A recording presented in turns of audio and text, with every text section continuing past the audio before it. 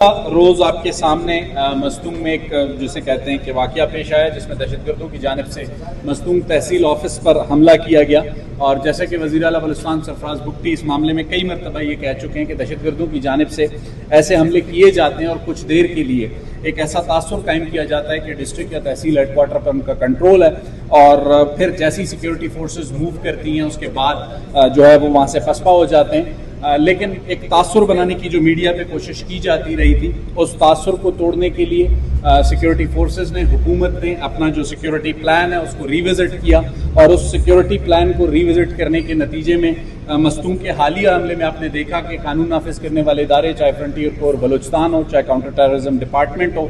या फिर लेवीज हो और पुलिस हो या स्पेशल ऑपरेशंस विंग हो, उन्होंने जिस तरीके से मौसर अंदाज में जवाब दिया जिसके नतीजे में 4 दहशतगर्द मारे गए और बाकी जो है वो वहाँ से फरार हुए। और यही जिसे कहते हैं हिदायत हैं वज़ीर आला की जानिब से कानून नाफिज करने वाले इदारों को कि कहीं भी दहशतगर्दों की जानिब से कोई भी कोशिश की जाए, भरपूर और मौसर जवाब जो है कानून नाफिज करने वाले इदारों की जानिब से दिया जाना चाहिए। और हालिया जो जवाब दिया गया है उस पर वज़ीर आला ने पजीराई की है कानून नाफिज करने वाले इदारों की। इसके अलावा हालिया बजट में गवर्नमेंट की जानिब से कुछ ऐसे इक़दाम किए गए जिसके नतीजे में बहुत से ऐसे फैसले लिए गए जो इससे पहले नहीं थे, जिनमें से खासकर एक ऐसा फोरम कायम किया गया जिसे DCC कहा जाता है। कुछ सियासी अकाबरीन की जानिब से DCC के इस फोरम को बनाने पर न सिर्फ बजट में तनकीद की गई बल्कि उसके बाद भी उसे तनकीद करके मुतनाज़ा बनाने की कोशिश की जा रही है। DCC एक ऐसा फोरम है जो कि मुल्क के दीगर सूबों में अजला की सतह पर मौजूद था, बलूचिस्तान में हाल ही में कायम किया गया है। DCC के क़याम का मकसद क्या था? DCC के क़याम का मकसद सिर्फ ये था कि यहाँ पर सूबे में, जैसे कि गुज़िश्ता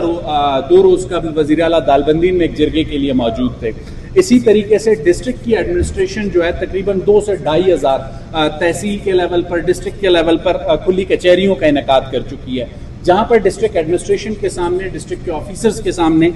मकामी जो आवाम के मसाइल हैं वो सामने आते हैं। कुछ ऐसे मसाइल होते हैं जिनका हल प्रोविंशियल PSDP के ज़रिए किया जाता है, कुछ ऐसे मसाइल होते हैं जिनका हल ज़िलाई हुकूमतों के निज़ाम के ज़रिए किया जाता है, लेकिन कुछ ऐसे छोटे प्रोजेक्ट्स होते हैं जिन्होंने 3 से 4 महीने या 6 महीने में मुकम्मल होना होता है। उसके लिए डिस्ट्रिक्ट एडमिनिस्ट्रेशन के पास या जो डिस्ट्रिक्ट की जो कमेटी वहाँ मौजूद है उसके पास कोई ऐसे रिसोर्सेज नहीं होते, तो वो रिसोर्सेज DCCs को फराहम किए गए और उन्हीं से वो छोटी स्कीमात हैं जिन्होंने चंद महीनों में शुरू होना है और चंद महीनों में मुकम्मल होकर आवाम को रिलीफ देना है, चाहे उसमें किसी जगह पे सेवरेज लाइन बननी हो, किसी जगह पे कोई पानी की फराहमी का प्रोजेक्ट हो या किसी जगह पे कोई छोटा मोटा ऐसा बचाव बंद बनाना हो जिससे किसी एक छोटे गांव को किसी सैलाबी रेले से बचाया जा सके, तो उसके लिए डिस्ट्रिक्ट एडमिनिस्ट्रेशन के पास एक सफिशिएंट एलोकेशन मौजूद होगी। और उसकी जो रिकमेंडेशंस हैं, ऐसा नहीं है कि उससे पॉलिटिकल लोगों को निकाल दिया गया। DCC में जो है को-चेयर करेंगे MPA, उसमें मौजूद होंगे, मेंबर के तौर पे मौजूद होंगे, तो ऐसा नहीं है कि पॉलिटिकल लोगों को निकाल कर कोई ऐसा पैरेलल निज़ाम बनाया जा रहा है जो कि पॉलिटिकल लोगों पर मुश्तमिल नहीं है।